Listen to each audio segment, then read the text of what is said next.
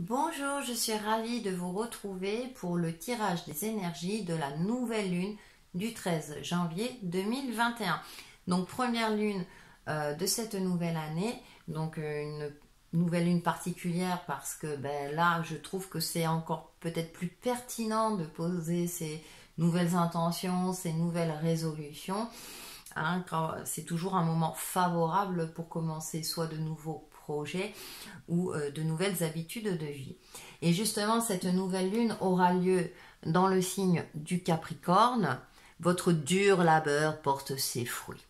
Donc il y a un message d'espoir déjà. L'énergie du Capricorne, le signe du Capricorne est un signe plutôt structuré, il est pragmatique, c'est un signe organisé. Après, on peut lui reprocher parfois d'être un petit peu trop rigide, d'avoir qu'un seul point de vue, hein. C'est lui qui a raison. Ça peut être, voilà, ces deux aspects, et sachant que lors des nouvelles lunes ou pleines lunes, hein, il y a toujours une forme de dualité. Mais en tout cas, on est plutôt dans un message où encore un petit effort et les choses vont finir par se décanter, se débloquer, ou en tout cas, votre travail portera ses fruits. Donc on va en savoir un petit peu plus avec les oracles et le normand. Donc là j'ai pris l'oracle des astres et en première carte nous avons Chronos, le temps. C'est intéressant parce que par rapport aux énergies de la semaine, on est aussi dans cette notion de temps. Et la naissance et le début de quelque chose, mais qui va prendre son temps. C'est pas encore pour tout de suite, même si on pose ces nouvelles intentions. Là, ce sont des énergies qui correspondent vraiment à cette nouvelle lune. Hein. Vous savez que le cycle lunaire dure en moyenne environ 28 jours à peu près, et que ça prend son temps et que tout ne se fait pas en un jour ou d'un coup de baguette magique. Mais en tout cas, on a encore cette notion de la naissance, donc peut-être un nouveau projet. Alors ça peut être une naissance aussi hein, pour certains d'entre vous, mais là ça ne va pas concerner tout le monde. Mais en tout cas, petit à petit, les choses vont s'éclairer, vont s'éclaircir. Que ce soit à titre personnel, hein, c'est en fonction de votre situation, de vos ressentis. En termes généraux, j'ai espoir aussi que par rapport au contexte actuel, même si les actualités sont pas très optimistes en ce moment, il y a cette notion où quand même les choses vont finir par s'éclairer. Après, avec cette carte de la naissance, j'ai cette notion aussi que beaucoup d'entre nous, on a eu une prise de conscience par rapport à tout ce qui nous est arrivé en termes généraux. Et du coup, vous allez peut-être changer votre angle de vue par rapport à votre vie, privilégier votre bien-être et un équilibre de vie, ne pas que courir après les biens, le bien matériel, l'argent, etc., qu'il faut un juste milieu. Vous voyez ? Donc il y a vraiment une prise de conscience où aussi la qualité de vie est importante. Alors certes, on est dans une société capitaliste, hein, attention, cependant, vous allez peut-être plus chercher l'harmonie. Oui, je veux bien gagner ma vie, voilà, mais en même temps, je veux m'accorder du temps pour moi aussi, pour me sentir bien. D'accord? Donc on est quand même des belles énergies. Mais bien sûr, ça prend du temps. Donc il y a une forme aussi de patience, mais en tout cas, il y a quelque chose qui va commencer, quelque chose qui va... la naissance aussi, ça peut être l'aboutissement puisqu'on a votre dur labeur porte ses fruits, c'est-à-dire que... mais pour moi, la naissance, c'est plus la nouveauté. C'est-à-dire que vraiment, vous allez avoir peut-être un regard neuf sur votre situation, un autre regard qui va faire que vous allez vous y prendre autrement. J'ai plus cette sensation-là. Avec la sagesse du royaume caché, en première carte, nous avons le roi métallique. Discipline, armure, limite. Donc là, ça me fait penser à l'énergie du Capricorne. Hein. Donc dans ces aspects positifs, on a quand même cette discipline, ce côté de d'être cadré. Attention, voilà, aux limites, hein, de ne pas trop se limiter. Cependant, on a ce roi métallique quand même qui agit, qui est dans l'action, mais en toute sécurité. Il y a cette notion aussi d'agir, comment dire, avec confiance, en ayant pris en compte tous les éléments pour savoir où on va aussi. Hein. C'est-à-dire que le Capricorne, lui, il va agir, il est sûr de lui hein, dans ce qu'il fait. Il aura réuni tous les éléments nécessaires pour pouvoir agir avec assurance justement et il ne va pas prendre de risques inutiles. Hein. Donc il y a cette notion aussi de voilà, j'avance avec mon armure, je sais où je vais et je passe à l'action. Et derrière on a deux rois, on a l'énergie masculine. Hein. Le roi aigle. la vue d'ensemble, aide angélique. Et c'est intéressant parce que je vous parlais un petit peu de cette énergie du Capricorne qui est parfois un peu limitée, et là, ce roi aigle vient apporter un peu de douceur, vient vraiment dire oui. Très bien, tu te fixes un cadre, c'est bien, la régularité est importante aussi pour pouvoir avancer, évoluer étape par étape. Certes, cependant, il ne faut pas oublier que de temps en temps, il faut prendre du recul, avoir une vue d'ensemble pour s'adapter ou adapter différents éléments ou adapter ses projets, etc. Réajuster les choses dans son ensemble. Donc, et puis on a l'aide angélique, donc on a le côté chamanique, on a l'aigle, c'est représenté par un indien, donc il y a cette forme d'inspiration aussi, de connexion avec l'invisible en fonction de vos croyances. Il y a cette notion, avec ce roi, cette énergie masculine, d'être vraiment dans l'action et d'être vraiment en adéquation avec son intuition, ou avec son âme en tout cas, pour vous permettre justement d'agir avec justesse. Et comme je le disais tout à l'heure, de temps en temps, de voir les choses dans leur ensemble, de prendre du recul, voir est-ce que je respecte mon cadre, est-ce que je suis toujours dans la bonne lignée, est-ce qu'il ne faut pas que je réajuste. On va aller un peu plus loin, donc avec le Lenormand de la chaîne Les Cartes de la Lune, si vous ne connaissez pas, et qui a créé ce jeu elle-même. Alors en première carte, nous avons l'enfant. Voilà, la nouveauté, il y a aussi cette légèreté si vraiment les choses n'avancent pas comme vous le souhaitez, c'est apporter un peu de légèreté, avoir une vue d'ensemble, un regard neuf aussi sur la situation.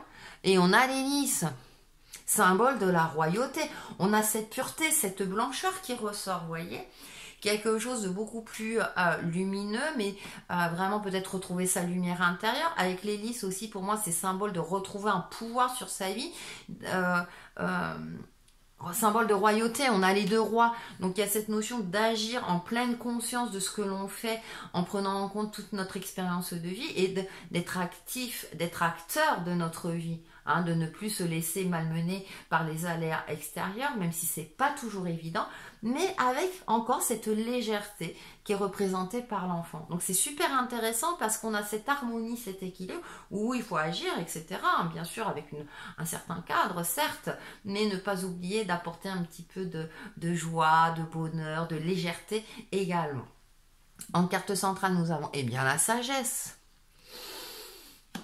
J'ai rien à rajouter. Et l'arbre, l'ancrage, la santé, la stabilité, cet alignement entre le ciel et la terre. Donc travaillez sur votre alignement si ce n'est pas le cas. Peut-être qu'il y a un rééquilibrage énergétique à effectuer, pourquoi pas. Mais travaillez son ancrage tout en étant connecté, bien entendu, en passant par son âme. Donc on a le ciel, le cœur de notre âme, et puis la terre. Donc il y a cette notion d'alignement, elle est dans les tons, vous voyez, dans les mêmes tons. On retrouve les mêmes tons avec l'enfant et l'hélice, les mêmes tons avec la sagesse et l'arbre. Donc cette notion d'ancrage, mais d'être tout à fait connecté, de travailler aussi sur sa stabilité, sur sa structure, tout en apportant, encore une fois, un regard peut-être un petit peu plus spirituel aussi, de temps en temps, pour justement recadrer, redéfinir et s'adapter. Ouais, et on retrouve, c'est super intéressant. Ensuite, on termine par le trèfle, le petit coup de pouce du destin, vous savez, le petit... voilà, et on termine par le renard. Le petit coup de pouce qui nous permet peut-être aussi d'être observateur. C'est-à-dire, on est aussi encore, le renard, pour moi, c'est cet animal qui observe, qui est dans la stratégie. Alors, bien sûr, c'est un peu... là, on va parler du côté animal, mais avant de se jeter sur sa proie, il ne se jette pas n'importe comment. Il s'assure, comme le Capricorne, il s'assure qu'il n'y a pas de danger autour, qu'il va pouvoir se jeter sur sa proie en toute sécurité. Et il est sûr de l'avoir. C'est-à-dire qu'il se fixe des objectifs possibles à atteindre. Il est capable aussi, s'il ne peut pas atteindre son objectif, de réajuster, de revenir plus tard pour atteindre sa proie. Vous voyez, on est encore dans cette notion aussi de... avec le chrono, ça me fait penser, voilà, chaque chose en son temps et qu'on adopte au fur et à mesure, et qu'on est vraiment dans une phase aussi bien active, mais aussi de stratégie, d'observation, et qu'avec cette carte du trèfle, on a quand même un petit coup de pouce du destin qui est là pour nous aider justement à ne pas faire n'importe quoi, ne pas agir n'importe comment, mais en tout cas à voir les choses dans son ensemble et de faire en sorte de réajuster si nécessaire. écoutez, hein, profitez-en. Hein.